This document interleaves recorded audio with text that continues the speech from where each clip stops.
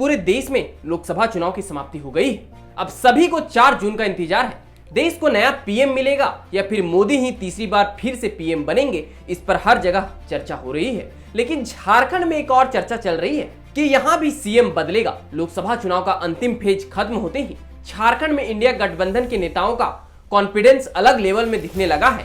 कहा जा रहा है कि इस बार केंद्र में इंडिया गठबंधन की सरकार बनने वाली है। इसके मद्देनजर 1 जून को दिल्ली में हो रही इंडिया गठबंधन की बैठक में शामिल होने के लिए मुख्यमंत्री चंपई सोरेन के साथ कल्पना सोरेन भी गई थी।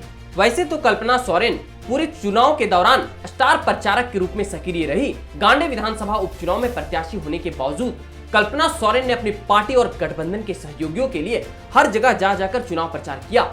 उनका एक ही नारा था, झारखंड झुकेगा नहीं, इंडिया रुकेगा नहीं।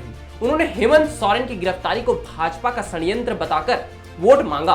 उन्होंने सोशल मीडिया के माध्यम से दावा किया है कि 4 जून को बदलेगी देश की तस्वीर और इंडिया की तस्वीर। लिहाजा उनकी सक्रियता से आम लोगों में इस बात की चर्चा शुरू हो गई है कि क्या झारखंड में भी सत्ता की तस्वीर बदलने वाली है। अगर कल्पना सोरेन गांडे उपचुनाव जीतती है तो क्या वह सिर्फ विधायक की भूमिका में रहेगी, क्योंकि भाजपा के प्रदेश प्रभारी लक्ष्मीकांत वाजपेयी भी कह चुके हैं कि हेमंत सोरेन जेल में, चंपई सत्ता में और कल्पना सोरेन सत्ता के रास्ते में है। ऐसे में झगड़ा होना तय है। इसका मतलब यह भी है कि भाजपा मान चुकी है कि कल्पना सोरेन गांडे उपचुनाव जीत रही है। लेकिन सबसे बड़ा सवाल यही है कि इसके बाद क्या होगा। लेकिन इससे बड़ी बात यह है कि सत्ता में चेहरा बदले या ना बदले, लेकिन कल्पना सोरेन ने साबित कर दिया है कि उनमें नेतृत्व करने की क्षमता है। लेकिन अगर हेमंत सोरेन 2024 के विधानसभा चुनाव के दौरान जेल में ही रह गए तो यह संभव है कि कल्पना सोरेन के नाम पर जेएमएम मैदान में उतर जाएगा।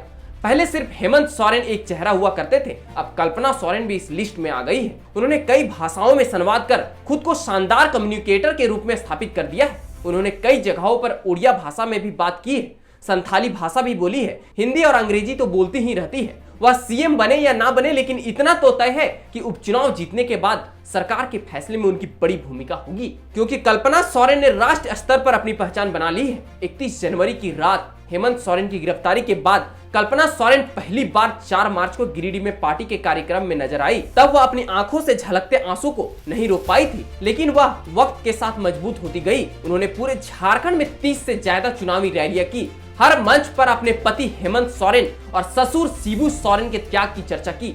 सूत्रों से पता चलता है कि टिकट बंटवारे में भी कल्पना सोरेन ने भूमिका निभाई थी। मुंबई और दिल्ली में आयोजित इंडिया गठबंधन की रैली में शामिल हुई। बाद में रांची में इंडिया गठबंधन की रैली आयोजित कर संगठन पर अपनी पकड़ को भी मजबूत प्रदर्शित करने में सफल रही। चुनाव के दौरान अपने कॉन्फिडेंस के बदौलत उन्होंने पार्टी कार्यकर्ताओं को बता दिया कि वह हर चुनौती का सामना करने की क्षमता रखती है। कल्पना की राह में सीता सोरेन रोड़ा बन सकती थी, लेकिन उनके भाजपा में जाने से कल्पना की यह परेशानी भी खत्म हो गई है। कल्पना की लोकप्रियता 22 मई को गोड्डा में दिखी थी।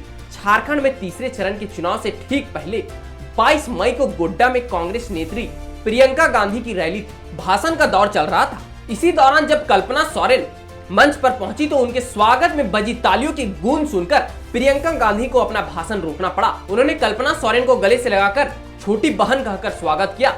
इतने कम वक्त में राष्ट्रीय स्तर की राजनीति में पहचान बनाकर कल्पना ने साबित कर दिया कि वह नेतृत्व संभाल सकती है। हेमंत सोरेन की गिरफ्तारी से पहले कल्पना सोरेन हमेशा राजनीति से अलग रही। वह रांची में एक प्ले स्कूल चलाती थी, लेकिन लैंड स्कैम में ईडी की संभावित कार्रवाई को भांपकर सबसे सुरक्षित सीट में शुमार गांडे को 31 दिसंबर को खाली करवाया गया था, ताकि हेमंत की गिरफ्तारी होने पर कल्पना सत्ता संभाल सके। लेकिन भाजपा के इस दावे के साथ जहां 1 साल से कम का कार्यकाल शेष रहता है, वहां उपचुनाव संभव नहीं है। यही वजह रही कि चंपई सोरेन को सत्ता देनी पड़ी। लेकिन लोकसभा चुनाव की तारीखों के साथ गांडे उपचुनाव की तारीख घोषित होने के बाद कल्पना सोरेन के लिए राजनीति के मैदान में पांव जमाने का मौका मिल गया है। अब आने वाले समय में देखना होगा कि सोरेन परिवार का अगला कदम क्या होता है। तो बस आज के लिए इतना ही। मिलते हैं अगले इसी प्रकार के कुछ और वीडियो के साथ। और अगर यह वीडियो आपको इन्फॉर्मेटिव लगे तो अपने दोस्तों के साथ शेयर जरूर करें। तब तक के लिए आप सबों को झारखंडी जोहार।